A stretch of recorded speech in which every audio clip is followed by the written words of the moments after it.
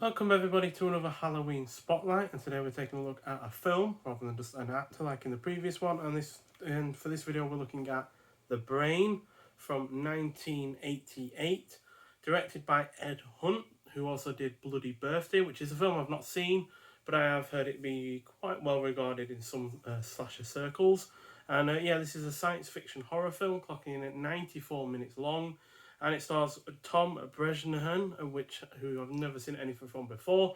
Cynthia Preston, who was in Pin, which is a really rather weird horror film, also from 1988, as well as David Gale, who was in Reanimator. And David Gale plays Dr. Blake, who runs a TV show called Independent Thinkers, which is a sort of a Scientology-like self-help religion program. But he's not making the audience think any more independently with the help of an alien organism he calls the brain. He's using brainwashing and mind control. The only thing that stands between them and world domination is a brilliant but troubled high school student with a penchant for pranks, which definitely comes into play in the plot. So although this is on the goofy side and a little bit clunky in terms of its execution, I do nonetheless find this to be rather an enjoyable effort, and that has some really rather solid practical effects while managing to be entertaining for a large portion of its running time. The cast is also decent, it is well paced, it is predominantly engrossing, has some effective satire in its script, the whole independent thinkers and yet they're all thinking the same way, which is really rather humorous in some aspects, and the violence is well handled. It's also got a couple of decent action scenes, there's a car crash that is really rather nicely done, and the brain itself looks really rather spectacular in terms of the practical effects and the design overall. So there is the titular Brain, and I really like the tagline as well, mind over matter. So it's really rather nicely done for something that is at the end of the day really rather a low budget affair. And 101 Films released a really rather nice limited edition of this. You get the nice cardboard box with the new artwork on it. You also get a bunch of special features as well. It's also a 2K scan of the original negative. You got commentary with director Ed Hunt. You got a commentary with the composer Paul Zaza, and you got commentary with actor Tom Bresnahan, who is the lead role. And then you got Canada on the Mind, an interview with actress Cynthia Preston. And then From Monster to Kid to Monster Man, an interview with actor George Boozer. And then Brain Art, an interview with assistant art director Michael Borthwick.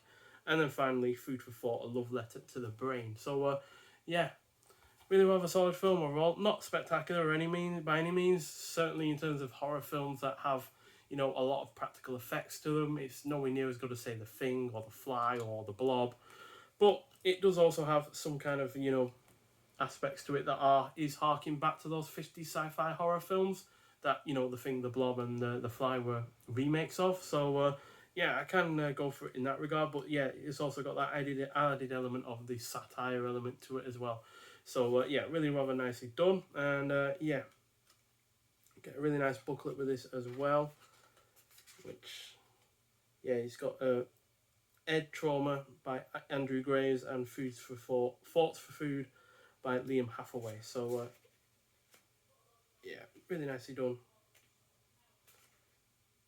So you get shots from the film and then all the write up and the like. So it's got some, like I said, some rather nice violence as well to it. There's people I think there's one guy that gets his arm ripped off and the like. So just a single disc release though, no double feature here, and it is, like I said, a 2K scan of the negative. So it looks pretty good, but obviously if the 4K ever came out of this, which quite frankly, given the kind of films that are getting 4K releases, would not surprise me, then obviously it would look even better. But speaking of 4K releases, King Kong from 1976 is getting a 4K release if you're interested into that kind of film. But The Brain is a really rather solid effort. Not the best of its kind, but for something that is as low budget as it is, it's doing far more than you would expect it to be able to. So check it out if you haven't already. I do recommend it, especially for this spooky season that we're going through at the moment.